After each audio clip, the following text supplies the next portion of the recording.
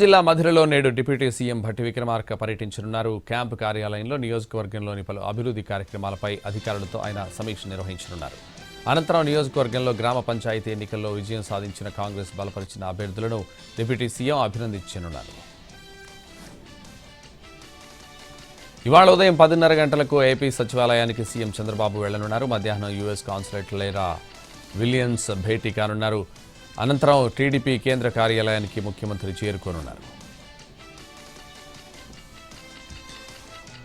Greater Hyderabad వార్డుల డీలిమిటేషన్పై GHMC కమిషనర్ను బీఆర్ఎస్ ఎమ్మెల్యే, ఎమ్మెల్సీ, కార్పొరేటర్లు కలిశారు. వార్డుల విభజన శాస్త్రీయంగా జరపాలని ఆర్వీ కర్ణన్కు వినతి పత్రం ఇచ్చారు. తమ అభిప్రాయాలను, సూచనలను పరిగణలోకి తీసుకోవాలని కార్పొరేటర్లు, ఎమ్మెల్యే, ఎమ్మెల్సీలు కోరారు. మరోవైపు జీహెచ్ఎంసీ వార్డుల డీలిమిటేషన్ను అధికారులు ఇష్టానుసారంగా చేయరని చెప్పారని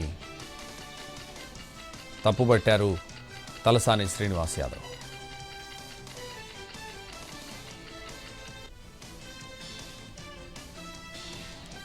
తెలంగాణలో మూడో విడత పంచాయతీ ఎన్నికల ప్రచారం ముగిసింది. రేపు 182 మండలాలు, 4157 గ్రామ పంచాయతీలకు పోలింగ్ జరగనుంది. మూడో విడతలో 394 గ్రామ పంచాయతీలు ఏకగ్రీవమయ్యాయి. తుది విడతలో 53,06,401 మంది ఓటు వేయనున్నారు.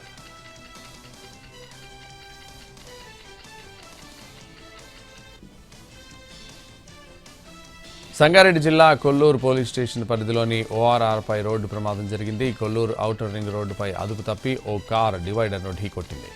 వాహనంలో ప్రయాణిస్తున్న వారికి తీవ్ర గాయాలయ్యాయి. గాయపడిన వారిని చికిత్స కోసం ఆసుపత్రికి తరలించారు స్థానికులు. క్షతగాత్రులంతా ఒకే కుటుంబానికి చెందినవారుగా సమాచారం.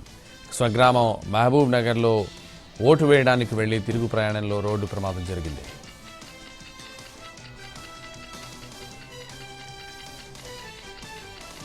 మెదక్ జిల్లా రంగాయపల్లిలోని ఎంఎస్ అగర్వాల్ కంపెనీలో భారీ పేలుడు సంభవించింది. ఈ ప్రమాదంలో ఓ వ్యక్తి మృతి చెందారు. మరో 2 తీవ్రంగా గాయపడ్డారు. గాయపడిన వారిని మేడ్చల్లోని ఓ ప్రైవేటు ఆసుపత్రికి తరలించారు. వారిలో ఒకరి పరిస్థితి విషమంగా ఉంది. ఘటనా స్థలానికి వెళ్లేందుకు ప్రయత్నించిన కార్మికులు, గ్రామస్తులను పోలీసులు అడ్డుకున్నారు.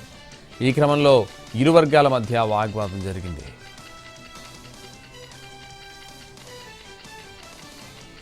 ప్రభుత్వ వైద్య కళాశాలల ప్రైవేటీకరణకు వ్యతిరేకంగా నిర్వహించిన ర్యాలీలు విజయవంతం కావడంపై హర్షం వ్యక్తం చేశారు వైసీపీ అధినేత జగన్.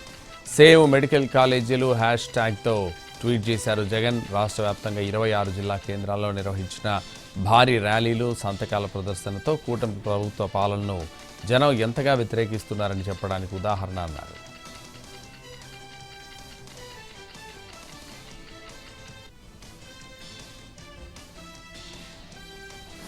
మెడికల్ కాలేజీల ప్రైవేటీకరణను నిరసిస్తూ ఆంధ్రప్రదేశ్ వ్యాప్తంగా వైసీపీ నిరసన ప్రదర్శనలు నిర్వహించింది. వివిధ జిల్లాల్లో సేకరించిన కోటి సంతకాల ప్రతులతో ర్యాలీలు నిర్వహించి తర్వాత తాడేపల్లిలోని వైసీపీ కేంద్ర కార్యాలయానికి పంపారు. నిరుపేదలకు వైద్య విద్యను అందుబాటులోకి తెచ్చేందుకు తాము మెడికల్ కాలేజీలను తీసుకొస్తే కూటమి ప్రభుత్వం వాటిని ప్రైవేటు వ్యక్తులకు అప్పగించిందని మండిపడ్డారు వైసీపీ నేతలు.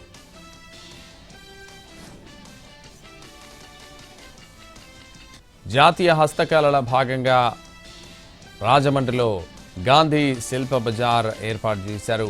హస్త కళాకారులకు ప్రత్యక్ష అమ్మకాల అవకాశంతో పాటు ప్రజలకు నాణ్యమైన హస్తకళా ఉత్పత్తులు అందించడమే లక్ష్యంగా ఇది పనిచేయనుంది.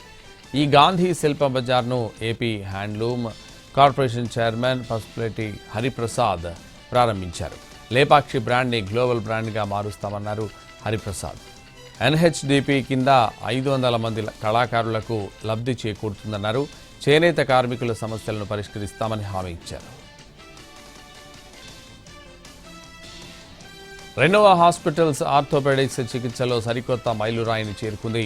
మిడ్ లెవెల్ హాస్పిటల్స్ విభాగంలో మొట్టమొదటిసారిగా అత్యంత అధునాతనమైన కోరి రోబోటిక్ సర్జికల్ సిస్టమ్ను అందుబాటులోకి తీసుకొచ్చింది.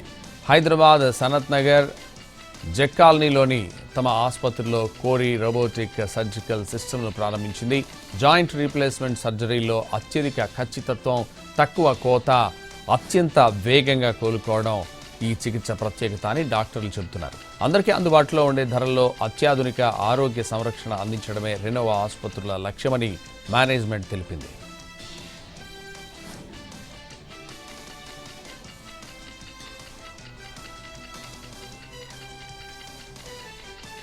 సౌత్ ఇండియా షాపింగ్ మాల్ విశాఖలోని విఐపి రోడ్లో తన 38వ షోరూంను స్టార్ట్ చేసింది. సినీ నటి కీర్తి సురేష్ జ్యోతిని వెలిగించి నూతన షోరూంను ప్రారంభించారు. వైవిధ్యభరితమైన కలెక్షన్లతో ఈ షోరూం పండగ వాతావరణాన్ని ముందుగానే తీసుకొచ్చిందన్నారు కీర్తి సురేష్. కుటుంబంలోని అన్ని తరాల వారి అభిరుచులకు అనుగుణంగా నాణ్యమైన వస్త్రాలు ఇక్కడ లభిస్తాయని తెలిపారు. సరసమైన ధరలకు అన్ని రకాల డిజైన్లను అందజేస్తామని హామీ ఇచ్చింది సౌత్ ఇండియన్ షాపింగ్ మాల్ యాజమాన్యం.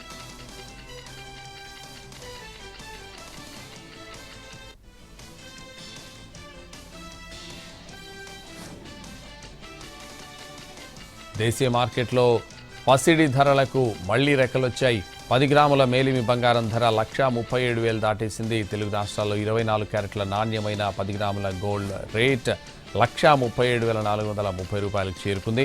22 క్యారెట్ల నాణ్యమైన బంగారం ధర 1,25,850గా ఉంది. ఇక కిలో వెండి ధర 1,96,948 పలుకుతోంది. అంతర్జాతీయంగానూ బంగారం వెండి ధరలు పెరుగుతున్నాయి. ఔన్స్ బంగారం ధర $4,340 పలికింది. ఔన్స్ సిల్వర్ రేట్ $63 పైనే ఉంది.